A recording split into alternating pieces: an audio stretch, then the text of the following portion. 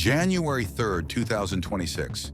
In a stunning nighttime raid codenamed Operation Absolute Resolve, over 200 U.S. Special Operations Forces descended on Caracas. By dawn, the man who had ruled Venezuela for over a decade, Nicolás Maduro, was in U.S. custody, flown to New York to face narco-terrorism charges.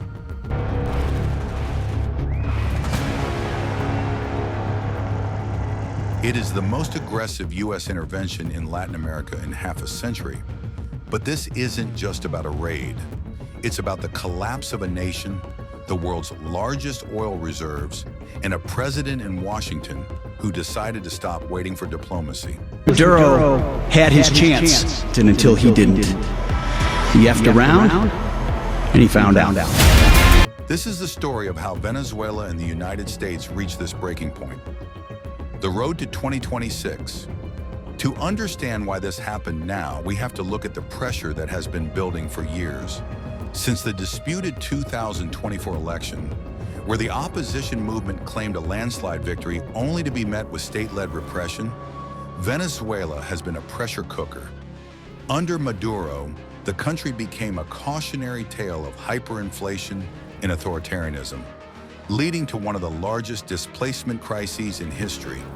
When Donald Trump returned to the White House in 2025, he didn't just bring back his previous maximum pressure playbook, he expanded it. On day one, his administration designated several Venezuelan networks, including the Tren de Aragua, as foreign terrorist organizations. This wasn't just symbolic, it shifted the conflict from a diplomatic dispute to a direct national security threat. Operation Absolute Resolve. The operation itself was a surgical strike. In the early hours of January 3rd, U.S. forces targeted Maduro's fortified compound and key military infrastructure across northern Venezuela to suppress air defenses. While the raid resulted in casualties, including dozens of Cuban intelligence and military members serving as Maduro's security, there were no U.S. lives lost. The world woke up to a new reality, with Maduro and his wife Celia Flores pleading not guilty in a Manhattan federal court. The Trump administration made a bold declaration. The U.S. would run the country until a safe, proper, and judicious transition could take place. In the power vacuum, Vice President Delcy Rodriguez was sworn in as interim president, but the real influence now lies elsewhere. The oil factor, open for business. Now we get to the core of the strategy. Oil. Venezuela holds more proven oil reserves than Saudi Arabia, yet its production has crashed to levels not seen since the 1940s. On January 9th, 2026, President Trump hosted leaders from nearly 24 oil companies at the White House, declaring that Venezuela is open for business. The goal is an America First energy realignment.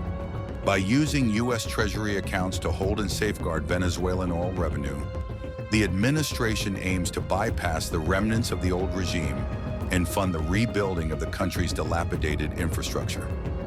The long-term plan is to flood the global market with Venezuelan crude, driving prices down and decoupling the Western Hemisphere from Russian and Middle Eastern influence. A new Monroe Doctrine? This intervention has redefined international relations. Trump has jokingly referred to it as the Monroe Doctrine, a 21st century update to the Monroe Doctrine, asserting total U.S. hegemony in the Western Hemisphere.